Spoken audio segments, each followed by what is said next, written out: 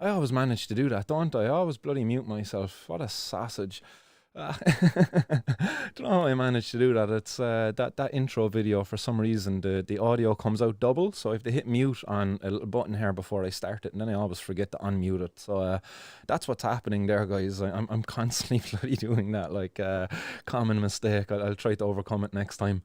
So apologies there, guys. As I say, welcome along to another edition of 420 News. It's Wednesday, guys, midweek. Hope everybody's doing good out there. 420 News brought to you by Martin's World, guys, and I'm your show host, Martin Condon. And if you want to support the show, guys, if you want to support the fight for cannabis legalisation in Ireland, I'm gathering funds to start up a cannabis activist hub or a cannabis club, call it what you will, to bring together the people who want to organise themselves and be represented in the fight for legalisation in Ireland. We certainly need a hub like this here in Ireland because there's a large community out there that's we're not being catered for, you know. We've no place to gather, to associate with one another, like-minded individuals. The way in which prohibition has kind of unfolded, it's driven us all far apart from one another, and it's made it very hard to get a community going. But despite this, you know, it is certainly growing out there, and it is really building up now. It's and I hope to bring it from the online world to the offline world, into the real world, if you will. So we can actually meet face to face once restrictions allow it, I suppose, as well. So yeah, guys, to get on with the news today, anyway, the Department of Justice have launched a Justice Plan, Justice Plan 2021 to 2023. And a couple of months ago, they had a bit of a call out for people it was a public consultation, an open consultation, if you will. I have it up here for you to see. I'll just flick on over there so you can see this. The Department of Justice asked for the public's input into the development of the strategy, which is, I believe it's a 3-year strategy, 21 to 23. And it was like, I can remember there being a big push for this around October, I believe. It went out, and the deadline was sometime in November. But I believe there was multiple pages on Instagram, Twitter, Facebook sharing this within the cannabis community. And I can remember there was a little kind of an infographic kind of forming as to all of the inputs that were put into it. And you could see cannabis popping up within that infographic numerous times. It was cannabis legalization, cannabis law reforms, decriminalize cannabis. There were so many different kind of terms put in there to do with cannabis, to try to draw attention to our Department of Justice to do something for us. And unfortunately that they've largely ignored us, you know. It's absolutely ridiculous. There was a video went out there earlier today, and I kind of tuned into it, and I've a couple of notes taken from it, and there's one or two little clips from it I'd like to just pop over and play for you. The video is hosted up on Helen McEntee's page here. But the presentation was given with herself, Helen McEntee, the Minister for Justice, but also with a fellow minister, I suppose. He was the Minister for law reform. I didn't even know we had a Minister for law reform, because I didn't realise we actually reformed laws in Ireland. It seems like that they didn't, but it's yeah, once getting to know this guy, it became apparent the kind of law reform he was actually supporting, and it was a type of law reform where it basically gave our cops more power, you know. Within the document, I done a few searches in the document to kind of come up. Is my sound still going out good? Oh, yeah, or whatever. Anyway, in the document anyway, it says stronger legislation and additional resources will also support An Garda Síochána in tackling the organised crime gangs dealing in misery. Like, within the entire document, there isn't one mention of the word drugs. Like, it is ridiculous, this document that they've managed to put together, and they got paid a good bit of money to do this. Like, don't forget, like, our Minister for Justice, like, she's on over 100,000 a year. All of these ministers, they're overpaid for their job because they don't even do it. Like, they published this document, and I have the document here for everybody to kind of see. I don't know if you want to go over and have a look at it, by all means do. But just to show you on this document, you know, you can type, you press Control F, and up in the top corner of the page, you'll get a search. And I typed in gangs. You got 5 references to gangs inside of there. And as you go down through it, you know, gangs that deal misery, you know, they don't actually talk about drug dealing gangs. They talk about gangs that lure kids into it. Here they say, we will publish a report on the cause and impact of criminal gangs in Drogheda. Okay, guys, anybody out there in Drogheda knows that the cause of these gangs is the drugs, and the reason the drugs are controlled by the gangs is prohibition. So really, if this report was to be honest in its approach, like they would know that the root cause of the gangs in these communities is prohibition, and they would be calling for an end of prohibition in order to tackle the gangs that are doing so much to lure in young vulnerable people. As it talks about here, it says breaking the link between criminal gangs and the vulnerable young people they try to recruit will be essential if we are to divert young people away from lives of crime. Do you know what? It's ridiculous like that. They're not honest in what they're saying, because if they want to be effective in doing this, you need to take away the ability for these gangs to sell drugs in our communities. The only way you're going to do that is by legalizing and regulating the sale and supply of these drugs within the communities, so that a business person can set up a legitimate business, or whoever it might be. Maybe it's actually the government who supply it through health diversion programs or something like that. I'm not too sure as to how it'll be done, but this is what needs to be done if we want our Gardaí to be effective at policing our communities, and we want our kids to actually be safe in our communities and not be targeted by these gangs. It's madness. Like, it actually is really, it's so maddening to see this stuff. I'll just pick on over there to these. I have a couple of little bits I just want to go into within this for you. Just 1 second now. I'll go to 21 minutes, 23:10. To use to ensure that of our communities. So this guy, for example, this guy here is the minister for just law reform, and he talks here about gambling and how it destroys lives in the communities. Recent times, the devastating impact of the misuse of scramblers and quad bikes. People have suffered serious injuries and unfortunately even fatalities. We want to work with those communities to empower community leaders and provide alternatives for those young people. So here's about gambling. Later this year, the scheme for the gambling legislation will be published, and in the autumn a gambling regulator will be appointed, and this will lock in gambling legislation. We've been waiting decades now for a new reform of our gambling laws. Gambling has caused devastation to families across this country, but with the appointment of a gambling regulator, we will ensure that gambling legislation will be passed over the coming years. So, like, just think about what he just said there for a second, okay? They're aware that gambling destroys lives and the communities. So they're going to put a regulator in place, and everything's going to be fine now because they have a regulator in place. You know, all of the apparent harms are going to go away, or they're going to be under control.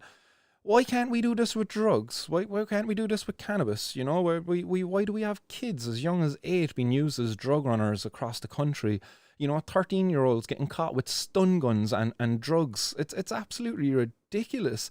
This guy, like, it's so hypocritical that he can talk on one hand as the harms caused by gambling in communities and how we've to put regulators in place to control it and to protect people who engage in gambling, because not everybody who gets involved in gambling is an addict.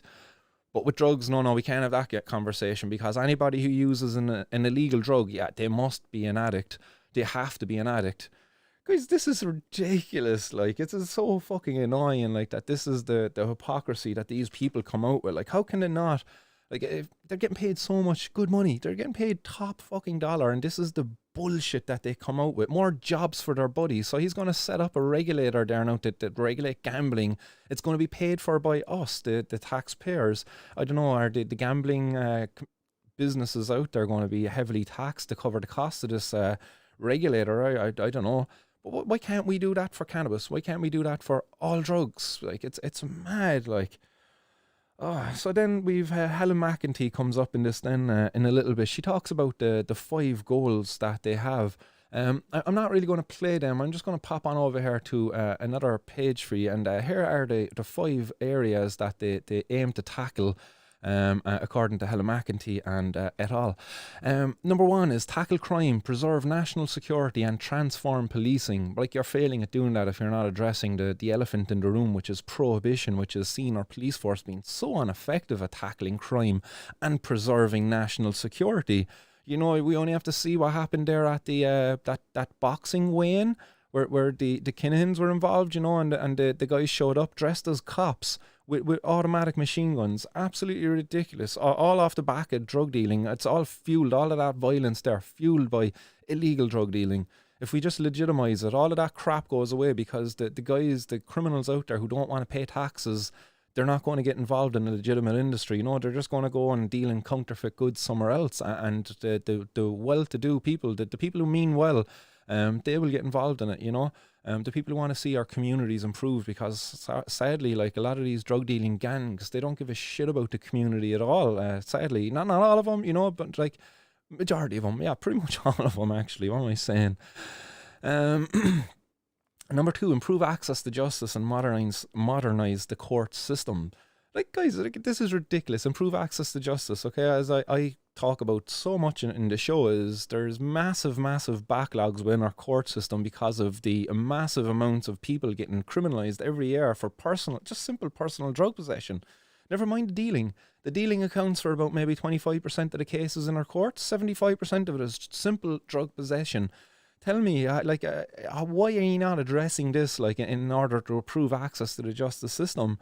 These people who are getting caught with drugs for personal reasons, they do not need to be dealt with by the justice system. If you just remove those people out of there, like I believe there's nearly 20,000 people every year getting caught with drugs for personal reasons. That's 20,000 people we do not have to put through our court systems. Like, come on, Helen, like, wake up, like, lady, come on, like. Then number 3, strengthen the community, safety, reduce reoffending, support victims and combat domestic, sexual and gender-based violence. Like the final parts of that, like support victims, combat, like excellent, good stuff there. But strengthen the community, safety and reduce reoffending. I get caught with cannabis. I don't think I should be getting punished for it. And I go out and I get cannabis again and I get caught with it again. I wonder how we could reduce reoffending there. How about we make that offence not an offence in the first place? Maybe, me having cannabis, why is that an offence? If you want to reduce reoffending, legalise cannabis, and therefore, like, you'll have stopped, like, I think of that 20,000 people, like, at least 75% of them would be cannabis consumers. So you're reducing, you're diverting 15,000 people away if you just dealt with cannabis alone, in terms of reducing reoffending and even making our community safer as well, because the most dangerous thing out there currently at the moment with drug consumer is the quality of the drug they're consuming. Deliver fair immigration system for the digital age and accelerate innovation, digital transformation and climate action across the justice sector. Well, the final part on that there, the climate action across the justice sector. Stop making people grow cannabis inefficiently in indoor environments and allow us to grow outdoors. Climate justice action there, like, for you. Happy days, Helen, like, I have a few comments there from Helen then as well, like, they outline 200 specific actions within this this program that they released. And not a single one of those actions involves reducing or diverting, it involves drugs and diverting young people away from drug dealing and stuff. And it doesn't deal at all with it. It's absolutely ridiculous. And Helen goes on to say that the first responsibility of the Department of Justice is to protect our people. Like, I'm a person, am I not a citizen? Can I put my hands up? Helen, will you protect me, please? Like, I don't want to be buying my cannabis from young kids. I would like to get my cannabis from a regulated source where quality can be assured. Do I not deserve protection in this society? Or is it just okay that you discriminate against me, Helen? I'm not too sure, like, where I stand today, but I certainly do feel heavily discriminated against, and I don't feel safe in my home or my community currently, which is another quote of Helen. I'm going to play that little part there for you because I think it's important that you hear that. It was at 28 minutes and 20 seconds. Boom. Find Helen's little comments here for you. But it's just so much hypocrisy within this this video. All right, it doesn't want to play for me here for some reason. Maybe she knows I'm trying to play it in an out her for the shit job she's doing. But she calls for people, the need for people to feel safe in their homes and their communities. But yet we all know that drug prohibition does anything but achieve that. It actually is counterproductive to that aim that you have there, Helen.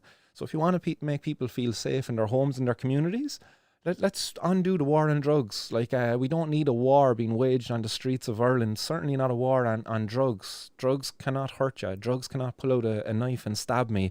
Within this video, she talks a bit about knife crime and stuff like that. And what they're doing when they're talking about this is actually just calling for more powers for our Gardaí.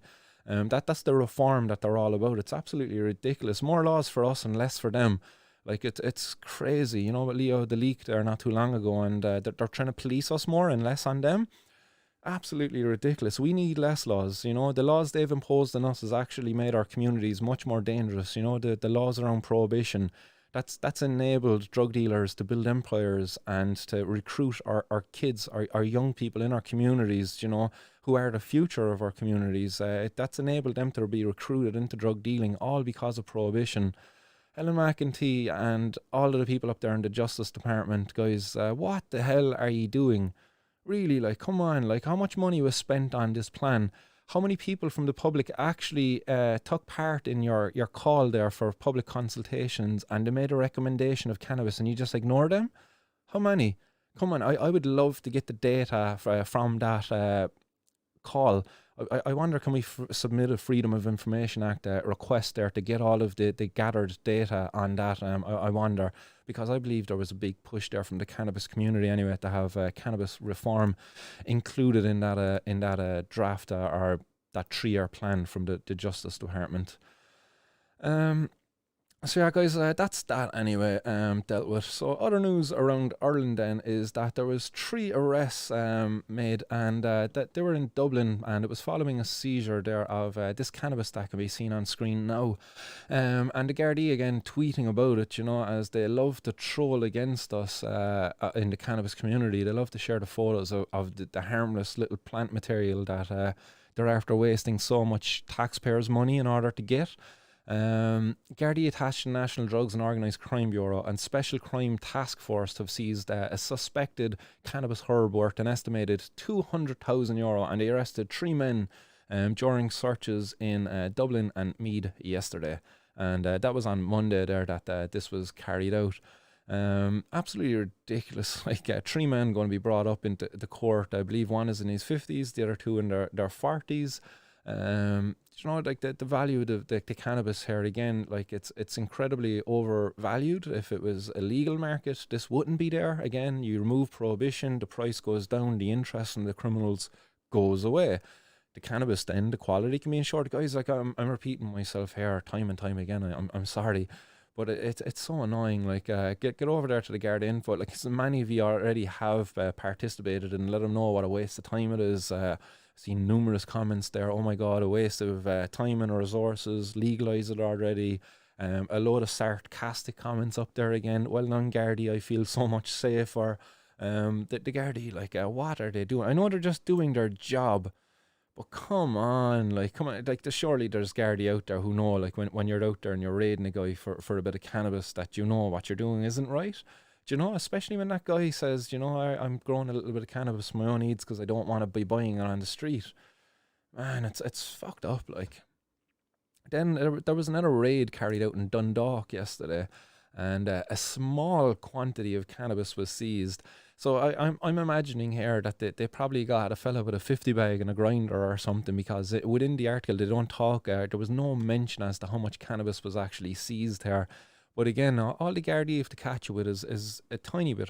They catch you with anything, it justifies their operation. It's a successful operation, and I'll pat in the back there for the Gardaí.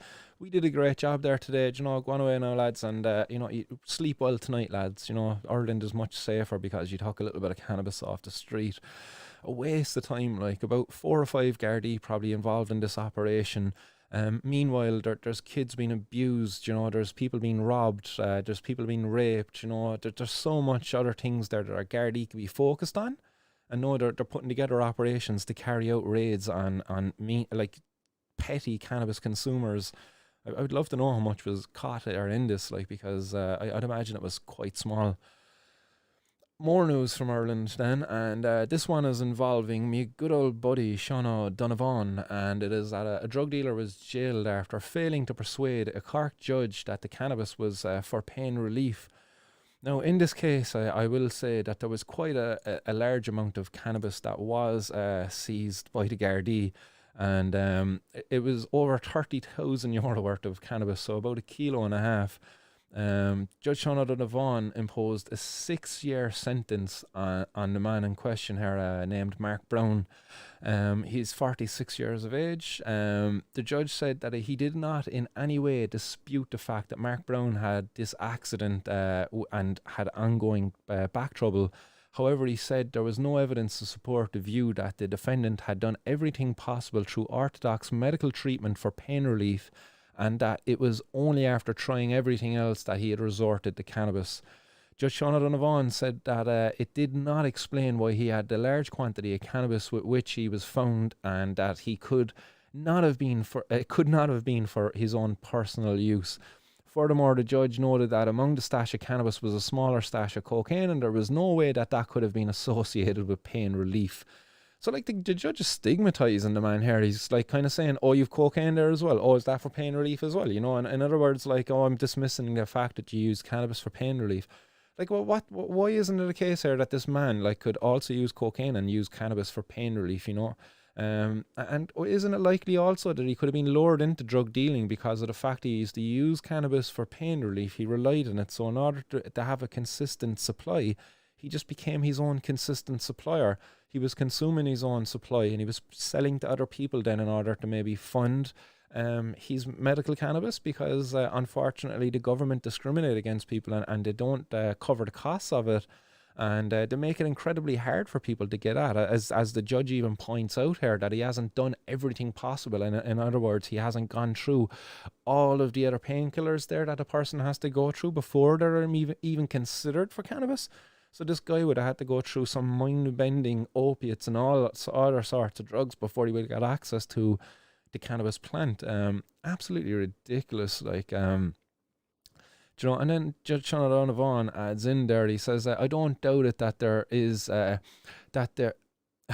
don't doubt it is there, but I think he is using it as a cover for dealing in drugs. So that was the comments there from the judge. The judge gave him 6 years in prison. Absolutely ridiculous, considering the same judge there had given people who were involved in stalking people, you know, and had a crowbar and intended go into the house and rape a woman. He gave that person 2 or 3 years, I think, or something. 2 or 3 years. What does that say about Judge Sean O'Donovan? Does he sympathise with sexual offenders, but he has a bit of a stick up his arse about people who deal in cannabis? What's his issue? Like, this same judge gave me a year off the road for €5 worth of cannabis when my car was, or when my ability to drive, I depended upon it because my kids needed me to go do the shopping, you know, during the summertime. When I didn't have the car, I wasn't able to go to the beach and things like that with my kids, man. That destroyed me. Like, that wrecked our summer that year. It really did, all because of Judge Sean O'Donovan and the chip in his shoulder that he has against people who consume drugs. And you don't mind, when he was doing it then, he had a big whiskey fucking nose on him, like a big red, you know that face, like, you know, he was probably just after coming back from his lunch, after being out having a bit of carvery and an old shot of whiskey. The fucking hypocrite, like. And then it doesn't get any better in Ireland then either, because there was a driver arrested over the weekend after testing positive for some cannabis. And he was caught with some cannabis too in his possession in the car. And guys, we all know about driving under the influence of cannabis. Like, I'm not condoning it, but still, the tests that are out there show that it's not comparable with driving under the influence of alcohol anyway, that's for sure. And we need proper testing around actually intoxication and driving, because the law actually, it even admits that it differentiates between a person who's driving under the influence and a person who's driving under the influence and is intoxicated, driving unsafely, you know. It's crazy that we still kind of we haven't clarified that there, and there is no conversation done with it either. Ireland has the lowest level of THC, where, you know, if you have above it, you'll be off the road, and it's like 1 nanogram per milliliter of blood. It's absolutely ridiculous. Like, if I was to be sparking up one here and you were sat next to me, it's quite possible you would test over the limit if you got tested 5 minutes down the road. Mad. Like, nice one there, Gregory, for the follow. But I want you to just, like, compare this now, okay? Ireland, where we're criminalising a person for having like a little bit of cannabis in their system, you know, as I said, the amount of cannabis in a system doesn't actually um, impose that that person was driving unsafely, or that they weren't within their right minds to be able to control the vehicle. It doesn't do that at all. It just says, no, he has a bit of cannabis in his system, and that's good enough for us. We're going to criminalise that person. But we go from there to from Ireland, and we head on over to America. Where in America, there's a dispensary by the name of Greenlight Cannabis Dispensaries, and they've opened in Ferguson recently, and very soon now they're going to be opening a drive-through. Do you know, it's crazy. So in Ireland, while we criminalise people, and I got put off the road for a year just for having cannabis in my possession, just having it in my possession in the car. But meanwhile, over in Ferguson, people are able to go and order their cannabis online, drive up to the window, give the reference number, and they get their cannabis then. Happy days. Like, this is a great thing, like, for the patients over there, I suppose, outside of the whole pandemic, like, what this means for patients, because I believe in Ferguson, you can only get cannabis if you have a medical cannabis license for medical reasons. So, like, many of their patients are actually disabled, or they kind of suffer with anxiety, which is only going to be heightened by the fact that the pandemic and kind of close interactions with people. So what they've done now is they've eased the access there for those people. They no longer have to get out of their car in order to get access to the cannabis. They drive up to the window, there's your cannabis, and they drive away. And guess what, guys? If they get stopped going down the road, they're not going to lose their license, because the authorities over there, they actually have some maybe tolerable limits that, you know, as long as you haven't been smoking maybe just before you went driving, they probably won't do you. Or maybe they might actually do some impairment tests at the side of the road, determined if you're actually impaired and unable in an unsafe condition to drive. I really do look forward to the day that these discriminatory policies are ended, and we can have a proper conversation as to what is a safe limit of consumption of cannabis and being able to drive. Because as I say, when I was delivering for the Chinese and for the pizza companies, there wasn't a night I did not smoke. I never crashed my car. I always delivered the food on time. And yeah, you know what was the issue? You know, while I know I was breaking the law and I was driving while under the influence of drugs, I was fine. I was totally fine. Like, I was well within my right frame of mind and everything. I don't know what the problem is. I look forward to that conversation once it gets started anyway. Other news then, guys, in America, sticking with America, and it's that New Jersey, who've been trying for a couple of years to legalise cannabis. They started this journey back in 2017, and yeah, they finally signed off on it on Monday. So happy days. This is 3 months after 67% of the state's voters backed a constitutional amendment saying New Jerseyans aged 21 and older should be allowed to sell and use cannabis. So in New Jersey, they voted to include in their constitution there. That's something to be considered here, maybe, because our government are unwilling to engage in this. Maybe we should invoke to include cannabis in our constitution, you know, the right to be able to sell and use cannabis. You know, just think about it. The New Jerseyans thought it was necessary anyway, and that was even after the government had promised to give them legalization. They still just thought it necessary. No, we're going to include this in our constitution now, because we don't trust the government, is kind of how I see this. 3 years to do something, and because of arguments, bickering and disagreements, it just took them ages. Some of the things that slowed them down in the conversations over there was over how to penalise kids who've been caught with a loose joint. Like, that was slowing them down. Like, that was a no-brainer. Like, if a kid gets caught with a joint, you bring him home to his mum and dad and you say, we caught your kid with some cannabis, you want to have a talk with him. And, you know, like, what else could you do? Are we going to criminalise them? Is that what you were actually considering? Were they considering criminalising kids for getting caught with a bit of cannabis? In fairness, like, come on, why would we criminalise a kid for getting caught with cannabis? Like, when we know criminalising people does harm to them, if we want to undo harm, the best thing we can do for that kid is to educate them. Bring them home to their parents, have the parents educate them, maybe put them into kind of an education program through the school or something. Like, we don't criminalise them.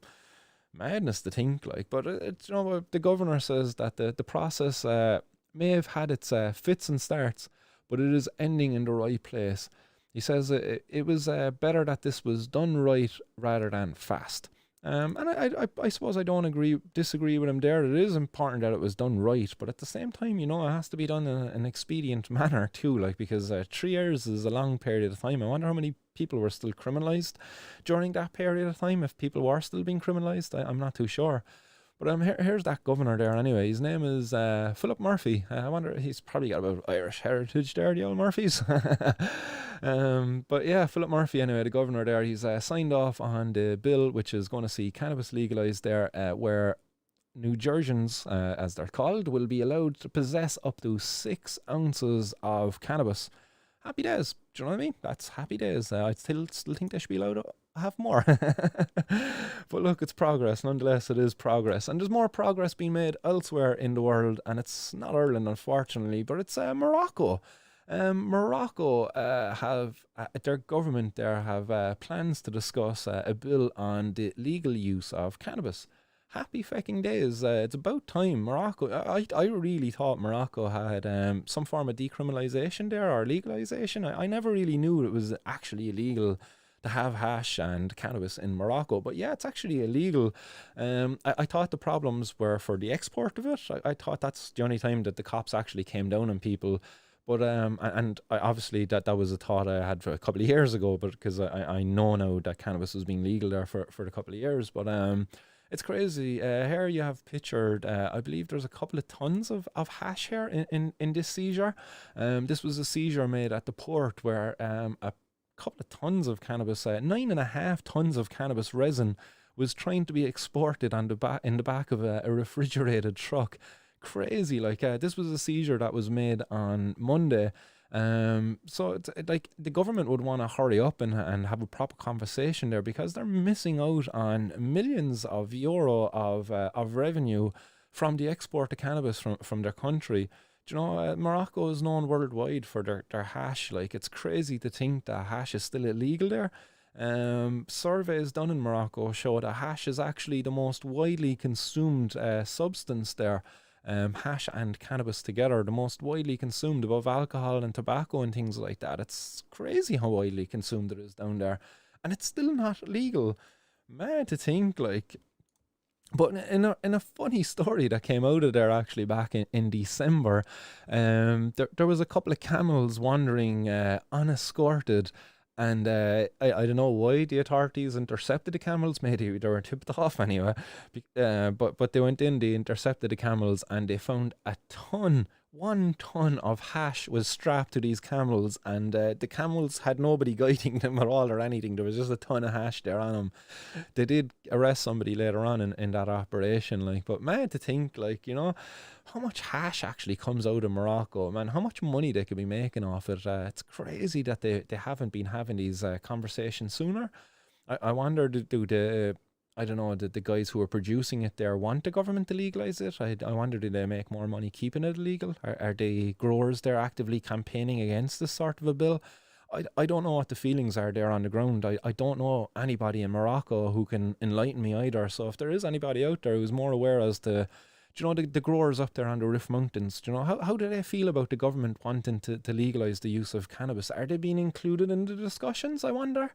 Very interesting. I've more questions for this really than answers, but it is very interesting stuff there that's happening nonetheless. I really do hope to see Morocco legalise cannabis, because it's on my list of places I want to visit, and I don't want to be getting extorted by the cops there when I'm getting caught with a bloody kilo of hash. I think you're getting it as cheap as €1 a gram down there. €1 a gram, like, man. A big block of hash there for 50 quid, like, wouldn't you be delighted? Other news then from around the world, more progress being made in other places, and this news is coming out of Malta. Malta, a place I visited, I believe it was about 2 years ago now, before the whole pandemic set in. There was a conference going over there around medical cannabis.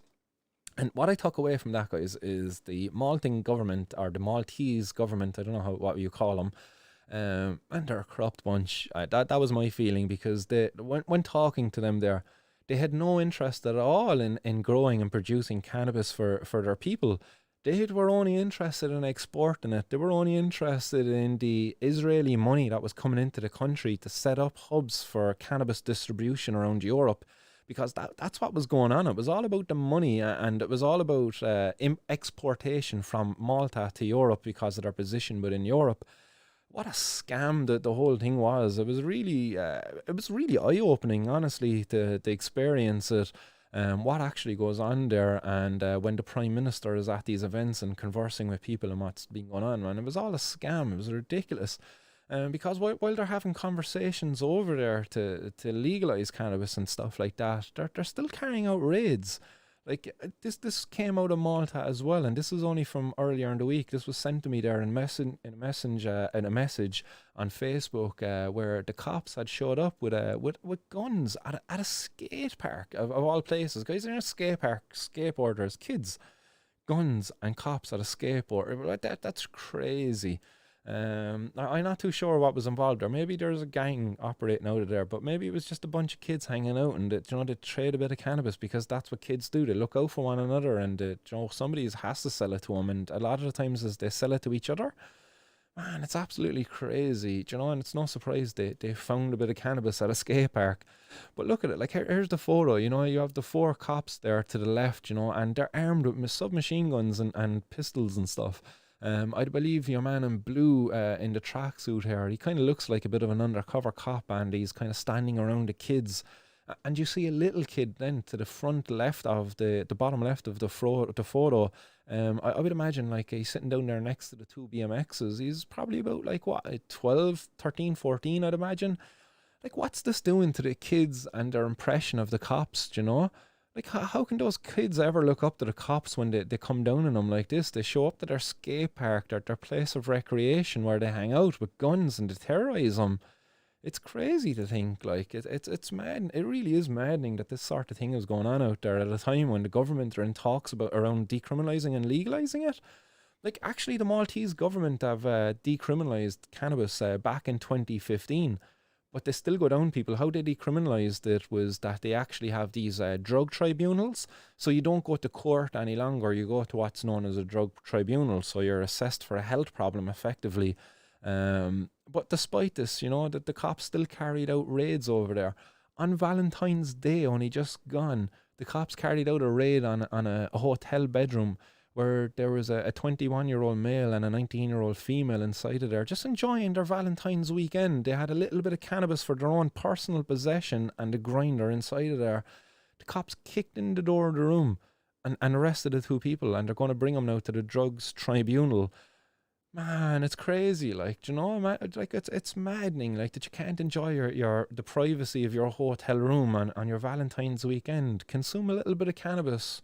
It's just the smell of it, unfortunately, it gets your door kicked in. It's fucking really pisses me off. Like, but yeah, it is what it is. Hopefully something's come out of this, The Prime Minister over there says that the push is now to increase the limits of possession, and to avoid people being brought before the courts. So hopefully they do legalise cannabis down there. Malta is a lovely place. As I say, it was a really nice place to visit. But yeah, and unfortunately, this is a waste of their time. And hopefully, maybe someday I get to visit there and buy cannabis legally from a store. There certainly is a community of people who use it there. The guy I met at a grow shop down there where we bought he had a little homemade bong, actually, that was made from a whiskey bottle. It was really cool. I brought it back and me, actually gave it as a gift to a buddy. But he was telling us there, like, that there's people there who want to see it legalized, but he was kind of saying the government are corrupt. They don't want to engage with people. It's very similar to kind of what we have here in Ireland as Frank Feehan and Helen McEntee. They open up public consultations, we participate in them, and they ignore us. Oh, that's so great, you know what I mean? Do tell us how we can talk to you again, and sure, yeah, we're going to be really eager to engage in this. Like, why would we want to engage with the government anymore when they're ignoring us every opportunity they have? This is why I'm at the point where I'm at. Civil disobedience, guys, and just feck the government. Stop asking for permission. Get out there and do your thing. Set up your little cannabis social clubs in amongst your own little small circle of friends, where one person grows and distributes it to 3 or 4 friends, and you all chip in to cover the cost of it. Set out the paperwork, that what you're doing is a not-for-profit enterprise. You're doing it because of the ignorance of the government, or unwillingness to engage with us, and because we have constitutional rights there as well. Freedom of association, the freedom of liberty. There's so many of them there that we could be evoking in order to protest effectively against this ignorance we're faced from our government, I think Martin Luther King said this, that riot is the voice of the ignored, I believe. Or I could be paraphrasing there somewhat, but certainly Martin Luther King, I'm using his quotes all the time, guys. Don't obey obey just laws and disobey unjust laws. So that's it, guys. That is all of 420 News today, guys. Thanks very much, everybody, for popping along. Hope you enjoyed the show. I'll flick on through some of your comments after I rehydrate and get a bit of a bowl into me. Oh. So where are we at? We're at 40 minutes. We're not doing too bad today, actually. We got through in 40 minutes. I was expecting that to be a bit longer. But I definitely cut short a lot of the stuff I wanted to cover there from Helen McEntee's videos. But yeah, got me a little bowl being packed up here of some fine herbs, guys. You gotta have your daily greens if you do partake in that kind of thing. So I hope you're all nice and blazed out there, guys. I'm getting ready to unwind for the evening. I got a little bit of college work to partake in there now for the next 3 hours after this. So this will certainly help make that a bit of a more enjoyable process.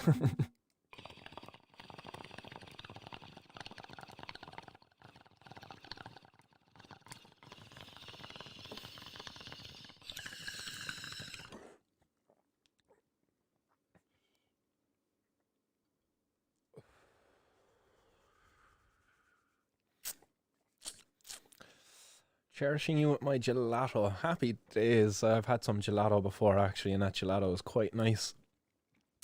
Fat Snacks there says, I can't wait for the day we can all come together for a massive smoke session when we get it legalized. As I say, Fat Snacks, let's not wait for permission. Do you know what I mean? As I say, let's just act as if it is legalized already, because I don't know, I think the government are acting in against the people and the will of the people. They've largely ignored the suggestions they're put in for that justice plan. So yeah, I'm calling for mass civil disobedience, guys. Get out there, form your social clubs, call for little smoke ups. I say little smoke ups at the moment because while I will call for civil disobedience, let's not go against all these silly guidelines. If you need to go over 5 kilometers, by all means, go for it. Do you know what? Feck the guidelines, guys. Let's adhere to them as best as we can. Wear your mask, keep your 2 meters apart. But as far as the 5 kilometer goes, guys, as far as I'm concerned, we need to protest. I don't see why these guidelines are undermining our right to protest. I really don't. And I think we can set up protests that adhere to the guidelines. Not all of them, maybe, because I think maybe once or twice, we might need to go outside of the 5 kilometers. Maybe it mightn't always be easy to keep the 2 meters apart, honestly. But guys, we need to get out and protest. April 420 this year, guys. I'm hoping for massive protests all over Ireland. Because I'm going to put a poster up later on, and if anybody wants to get access to the vector and to have me put in your town's name or location or a Facebook page where you can direct people to find out more about your event, get in touch with me. I want to help people set up their own events all across towns, cities, villages, all across Ireland. We need to get as many as we can for this year's 420. I don't want to have a central event. I don't want to have one event in Cork City, one event in Dublin, and a centralised event. I want to get as many events as possible spread out. Even if Cork City is to have 20 events across 20 different public greens and fields organised by 20 different people, happy days, guys. But let's get one thing right. Let's carry the same message across all of the events. What we are doing is a protest. We're doing it. We're invoking our constitutional rights. We're standing up for our rights, because the government have ignored us. Do you know? Let's just get that right. It's not that we're just out here and we're being irresponsible. Do you know? We've engaged with the government on many, many different levels over many, many years, and now is a case where, look, we're giving up and engaging, and we're just going to do it now. We're just going to do it. We're going to set up the cannabis industry in Ireland, on a kind of a community basis anyway, for the time being, where profit isn't the motive for doing it. It's the community. John O'Regan says, just doing their job or just following orders, what's the difference? There's a great book called Hitler's Willing Executioners. The vast majority of Nazis were ordinary, decent people, just like the guards. Hannah Arendt was so right when she described Ekmans as banal. You don't have to have fangs or a tail to be evil. And that comes in from John O'Regan, who was up in court not too long ago there again for cannabis. So I hope you got on well there. But yeah, like that certainly echoes with myself as well. I would agree with that. I've called guards Nazis because, we're just doing our job. Like, that's what the Nazis said too. We're just doing our job. Can you not see your job is destroying my life? My cannabis use is not destroying my life. Your job is, what you're doing is destroying my life. My cannabis use is not. And you might say, well, your cannabis use is getting the guard to go after you, but why does the guard get to go after me because of my cannabis use? It's like imagine if we had a law being fat, and the guards could go after you because you looked fat, you know, and they made you stand up in the scales and they were able to take you away if you tested overweight, you know, if you were obese. Imagine, because that's no different to what we do with cannabis. Like, it's a health issue. Oh, man, it's so fucking annoying. They are Nazis. I agree with you, John. And I know people say that discredits your argument then if you call them Nazis. No, it doesn't. I don't think it doesn't. They're just doing their job. That's exactly what the Nazis said. Miss Dawes says, someone with a cannabis prescription in Ireland is tested for impairment, but everyone else is fecked. Yeah, you're dead right. Yeah, the people with medical exemptions for cannabis will be tested for impairment at the side of the road. You're dead right, and everyone else just gets discriminated against. Spot on, man. He says, why discriminate? The script doesn't make any difference to other road users. It doesn't, actually. You're dead right. But in saying that the person with the license could still test for impairment. So why can't the person without the license also test for impairment? I don't understand that, you know. It's almost as if they say, no, well, if you have the script, you're not going to be impaired unless you test for impaired. But if you don't have the script, well, you're impaired. Ah, we gotcha. Scumbags, like, aren't they? Ken Green says, depends on the person. One of my buddies would pull a whitey after a blunt, whereas I smoke 10 and be grand. 100% I agree with you, man. It's down to the individual in that. Not everybody should be able to smoke and drive, but at the same time, what I will say on that is that person will know themselves. They shouldn't drive.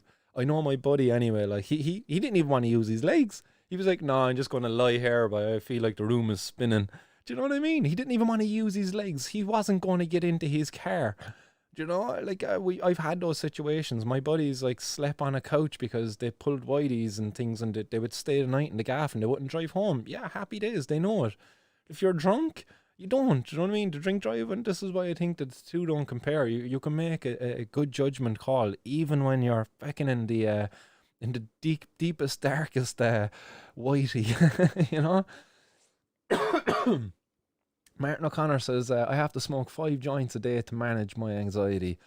Man, happy days, all power to you, you know. I don't judge anybody. If you have to smoke 10 to manage your conditions, by all means, go for it. Like, I don't think anybody should get to judge anybody for how much they need to treat their condition.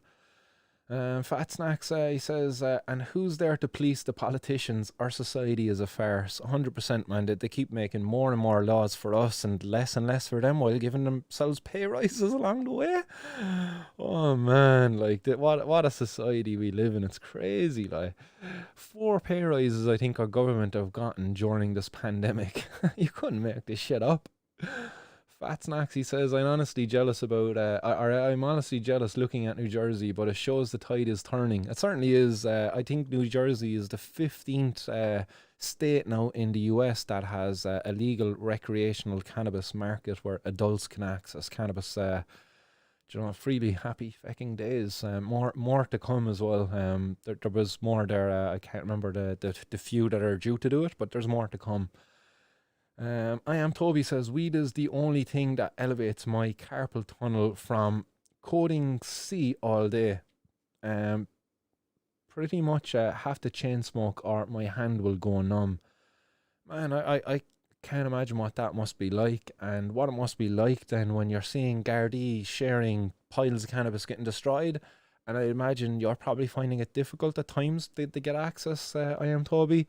It's heartbreaking to see, man, that people are put through all of this stuff, and I'm glad to hear the cannabis helps, and I hope someday that you live in a society where you're not stigmatized so much for it, or made feel like a criminal, being excluded there from the medical cannabis access program.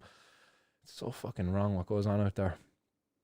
Other comments coming in there. Ken Green says, rewrite the constitution to include cannabis. If the government fail us, put it to the public vote for equality. 100%. I think now we should certainly be looking at a push towards maybe having cannabis included in our constitution somehow. At least have the conversation started there. Might scare the government into doing something, maybe. But yeah, it's certainly a conversation that we need to be having. Msida says, is it worth emailing the Citizens Assembly steering group? They don't have any list or topics or a schedule and are currently looking at equal rights. While it's a good cause, prison time is worse. 100% I agree with you. Yeah, equal rights, I believe it was based on gender equality there or something like that is what they were looking at.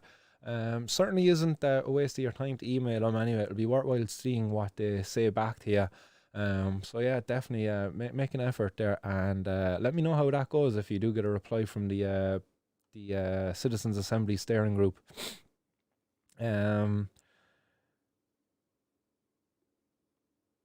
Other comments coming in there. Isaac Horgan says, really enjoyed live, man.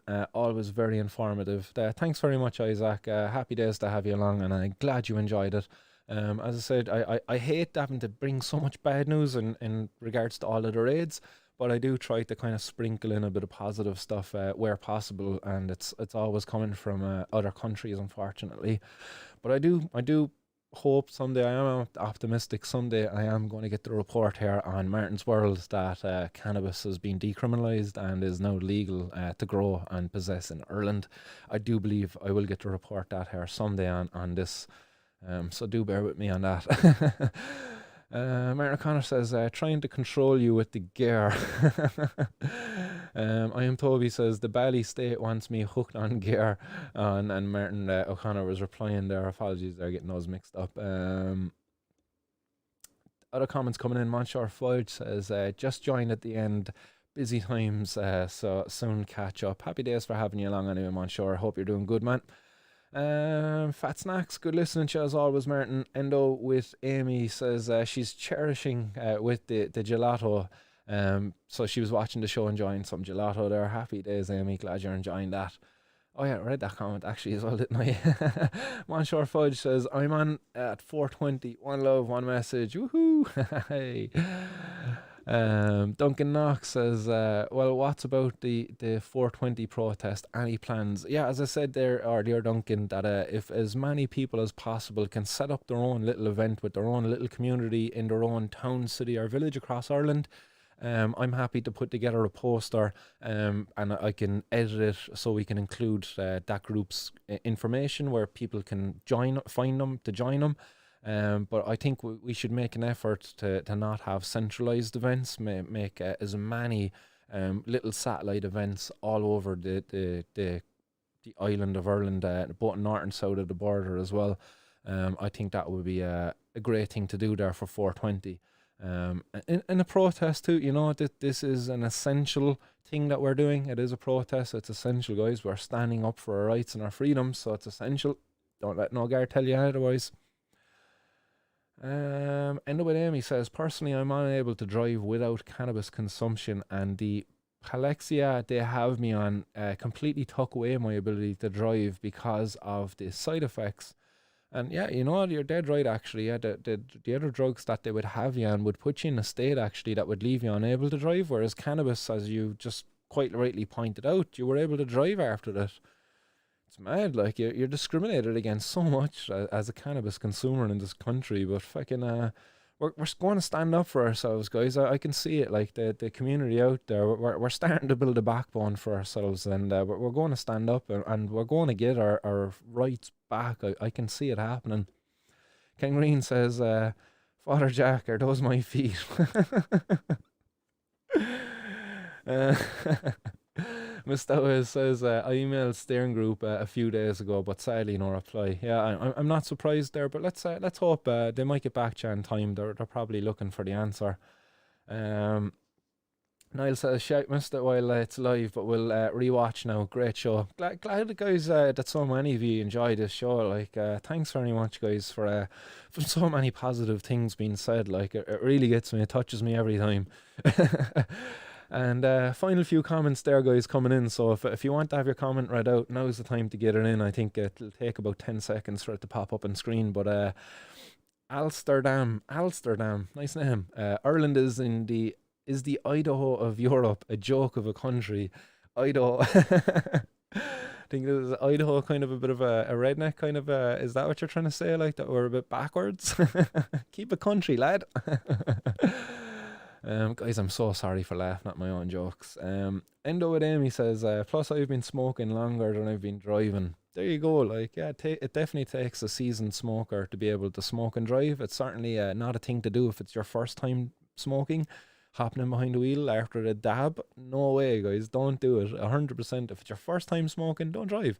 But as Amy says, like, if you're a veteran, if you're a seasoned cannabis consumer, if you've got a tolerance, like, and that's the important thing, a tolerance, where your body can tolerate a level of THC flowing around where you're not going to be pulling whiteys, because effectively that's what a whitey is where your body has a sensitivity to the THC. It's not tolerant to its presence, and it can have a bit of sensitivity and cause you to feel nauseous. It can cause your blood pressure to drop, and, you know, as I said, I think it was last week or the week before, start low, go slow.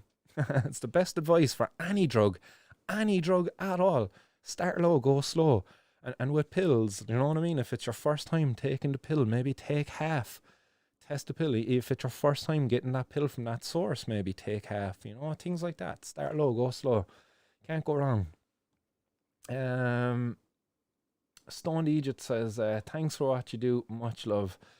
And guys, that's it for today's show. Oh wait, I see one more came in there. Fidgeburn says, you should get to speak in the dial. You're an expert on the subject and speak very well about it. Keep her lit, Martin. Legend. Thanks very much there for that, Fidge. Much appreciated. If I was ever afforded the opportunity to speak in the dial, I most certainly would not turn it down.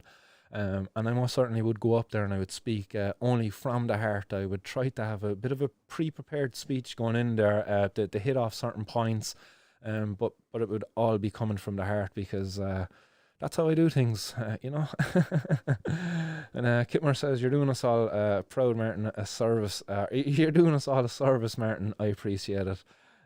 Thanks very much. Amsterdam says, keep fighting the good fight, Martin. Much appreciated there, guys, for your kind comments. So, guys, I'll leave you get about the rest of your evening. I hope you enjoy it wherever you might be. I hope you got some herb to unwind with. If you don't, guys, condolences and commiserations and all that.